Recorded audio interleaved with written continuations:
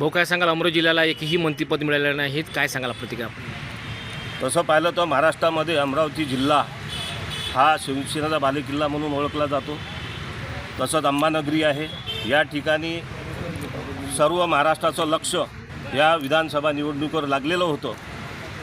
अर्धा महाराष्ट्र तिकडं होता, परंतु पूर्ण अमरावतीकरांकडं लक्ष लागत होतं. आता निवडणुका संपन्न झाल्या. आम्हाला अपेक्षा होती की एक तरी मंत्रिपद आणि पालकमंत्री मंत्रिपद या जिल्ह्याला आवश्यक आहे.